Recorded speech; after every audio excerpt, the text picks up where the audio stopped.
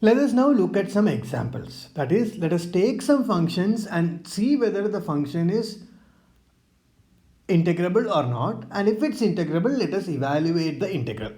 So the simplest function that we will look at is the function f from ab to r, defined as f of x is equal to c. That means it's a constant function.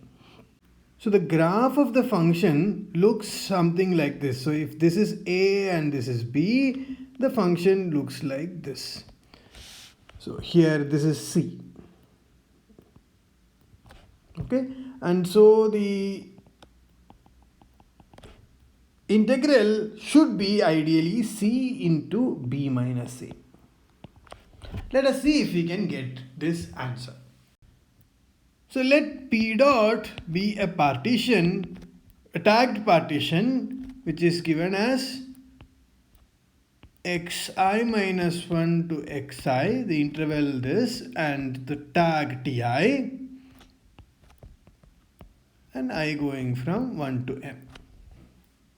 If we take such a partition, tagged partition, then S of f p dot is equal to summation of f of ti into xi minus xi minus 1. This sum is from I going from 1 to m. As the function f is constant, we know that f of ti is equal to c. So we get summation I going from 1 to n of c into xi minus xi minus 1, which is same as c into summation of I going from 1 to n xi minus xi minus 1, which is equal to c into xn minus x0, which is equal to c into b minus a. Why is this the case? This is because this is actually of the form c into x1 minus x0 plus x2 minus x1 plus x3 minus x2 plus etc. up to xn minus xn minus 1. So notice that what is happening here this x1 and x1 gets cancelled, minus x1 and plus x1 gets cancelled. Similarly, x2 and minus x2 gets cancelled. x3 will get cancelled with the corresponding thing. Similarly, xn minus 1 will get cancelled with whatever was before. But this x0 and xn will not get cancelled. So that is why we will get c into xn minus x0. And xn we know is equal to b and x0 is equal to a. So we get c into b minus a. Next we will see a function which is slightly more complicated but not too much more complicated. So it's a function whose graph is something of this form. So let's say this is 0, this is 1 and this is 3. Okay. So from 0 to 1 the function takes the value 1. Okay. And from 1 to 3 it takes the value 2. Okay. So this is the value 2. We will find the integral of this function. Intuitively, we know that the integral of this function is nothing but the area of this rectangle plus the area of this rectangle. So what is this value? This is nothing but 2 into 3 minus 1 plus 1 into 1 minus 0, which is equal to 4 plus 1, which is equal to 5. So this is something we will keep in mind, but we will not directly use this. Let me write the function more precisely. So the function f is from 0, 3 to r, given by f of x is equal to 1 if x is in 0 to 1 and it's equal to 2 if x is in 1 to 3.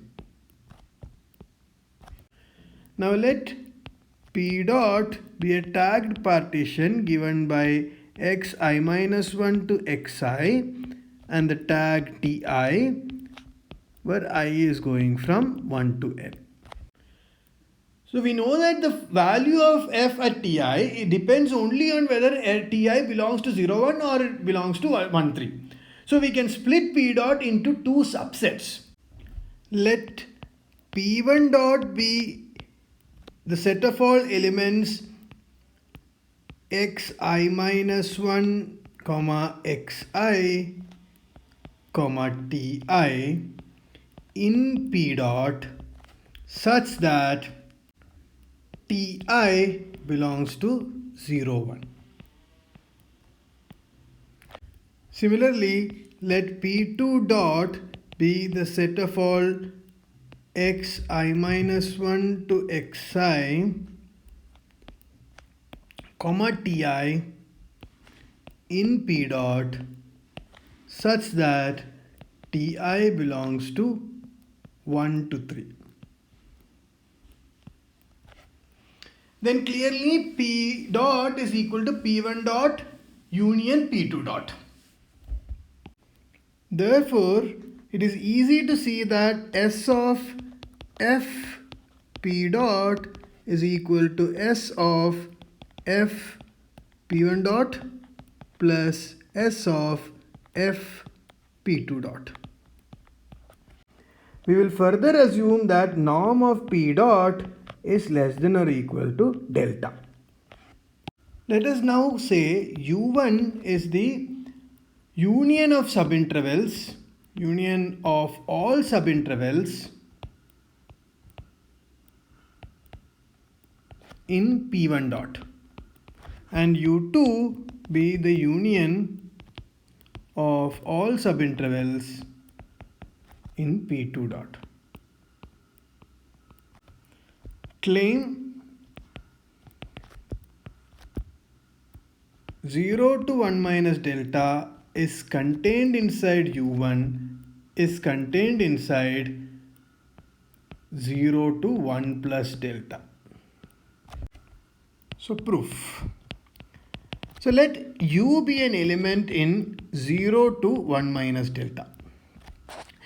So because u is also contained inside 0 to 3, you know that u belongs to xi minus 1 comma xi for some I.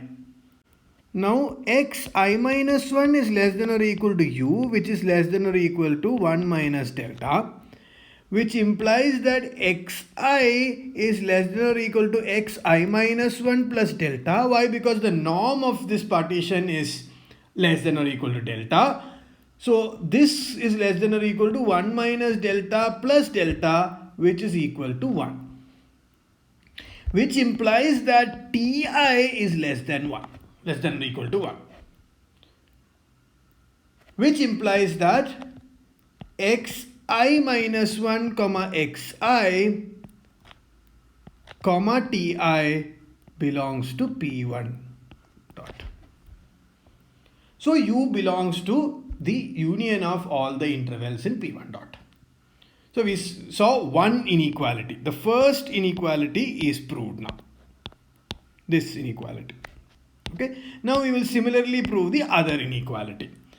So what do? We take an element u in u1 and we will show that u lies inside 0 to 1 plus delta. So u lies in u1 implies that u belongs to xi minus 1 to xi, where ti belongs to 0 comma 1. This implies that xi minus 1 is also less than or equal to 1, which implies that xi is less than or equal to xi minus 1 plus delta, which is less than or equal to 1 plus delta, which implies that u is less than or equal to 1 plus delta. And this implies that u belongs to 0 comma 1 plus delta. Hence we have that proved. Similarly, we can see that 1 plus delta comma 3 is contained inside u2 is contained inside 1 minus delta to 3. But this I will leave as a homework. So proving this is a homework. I will not do it myself, but it's very similar argument to the earlier claim. So we know that for tags of P1 dot, f of Ti is equal to 1. So by similar calculations as in the previous example, we will say that S of fp1 dot is greater than or equal to 1 minus delta into 1, where 1 is the value of that function. And it is less than or equal to 1 into 1 plus delta. Similarly, S of f comma p2 dot is greater than or equal to 2 into 3 minus 1 plus delta and is less than or equal to 2 into 3 minus 1 minus delta. So the second equation can be rewritten as 2 into 2 minus delta is less than or equal to S of f p2 is less than or equal to 2 into 2 plus delta. So if we sum these two equations, then we get that S of fp1 dot plus S of fp2 dot is greater than or equal to 1 into 1 minus delta plus 2 into 2 minus delta and is less than or equal to 1 into 1 plus delta plus 2 into 2 plus delta, which is equivalent to S of fp1 dot plus S of fp2 dot is greater than or equal to 5 minus 3 delta and is less than or equal to 5 plus 3 delta. So as S of fp1 dot plus S of fp2 dot is equal to S of fp dot, we can say that modulus of S of fp dot minus 5 is less than or equal to 3 delta. So if we had chosen delta to be less than or equal to epsilon by 3, then we get that 3 delta is less than or equal to 3 into epsilon by 3, which is equal to epsilon. So we should have chosen our delta of epsilon is equal to epsilon divided by 3. And the limit in this case is equal to 5, as we had guessed already.